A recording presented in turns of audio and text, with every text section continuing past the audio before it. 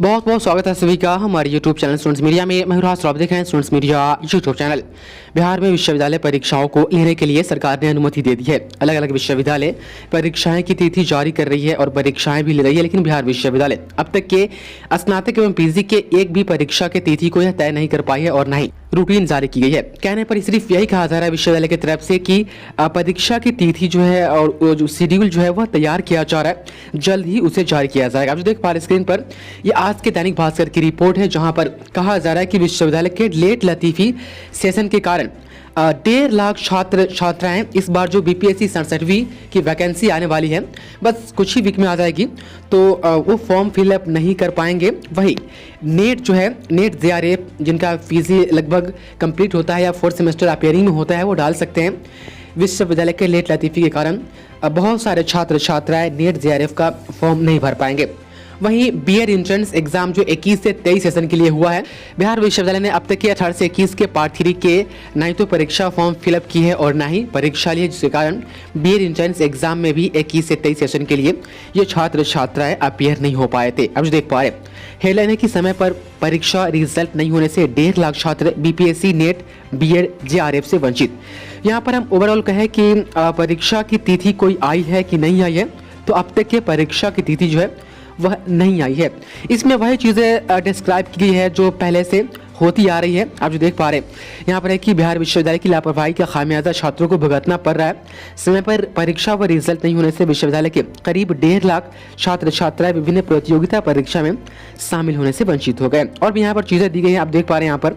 यहाँ पर आप देखेंगे तो 3 साल भी फर्स्ट ईयर में ही छात्र 3 साल के छात्र छात्राएं जो फर्स्ट ईयर में होंगे। यहाँ पर कुछ मिस्टेक है, यहाँ पर आप देख पा रहे हैं। स्नातक पार्ट 1 जो 19 से 22 है और 20 से 23 है, वहीं 21 से 24 है, यहाँ पर उनके बारे में बताया गया है कि 3 सेशन के छात्र छात्राएं जो है वह फर्स्ट ईयर में ही है। यहाँ पर आप देखेंगे तो स्नातक पार्ट 3 वालों के लिए कहा गया है कि यदि जो सेशन है वह समय पर होता, स्नातक पार्ट 3 का सेशन समय पर होने से इसके छात्र इस साल बीएड हो, एलएलबी हो या बीपीएससी कर सकते थे। एलएस कॉलेज के छात्र राकेश कुमार ने कहा कि इस विश्वविद्यालय में आप पढ़ाई करते हुए भविष्य को लेकर के कोई प्लान नहीं कर सकते हैं। सही बात है, जिस तरीके से लापरवाही बरती जा रही है, 4 साल से हम इस यूनिवर्सिटी को जान रहे हैं। जिस तरीके से कहा जाता है कि आज मेरिट लिस्ट आएगी या कल मेरिट लिस्ट आएगी या आज एडमिशन की तिथि निकाली जाएगी या कल जो होगी डेट निकाली जाएगी या अगले हफ्ते परीक्षा की तिथि निकाली जाएगी, ये सब झूठ साबित होता है। शायद ही कोई स्टेटमेंट जो है जो सही हो पाता है। जैसे कि कहा गया था आज के बारे में कि मेरिट लिस्ट निकाली जाएगी 3rd वाली, लेकिन आज कुछ और रिपोर्ट आई है। और ये सभी सवाल पूछने पर विश्वविद्यालय से क्या प्रतिक्रिया आती है, आप देख सकते हैं। यहाँ पर कोरोना के कारण कई परीक्षाएं लंबित हुई है। अब सभी परीक्षाओं का शेड्यूल बन रहा है। ये लगभग अगस्त के महीने से ही शेड्यूल बन रहा है और अब तक के शेड्यूल तैयार नहीं हुआ है। ओएमआर शीट पर परीक्षा लेकर के जल्द रिजल्ट जारी किए जाएंगे। ये स्टेटमेंट है डॉक्टर अजीत कुमार का, जो प्रोटेक्टर है बिहार विश्वविद्यालय के।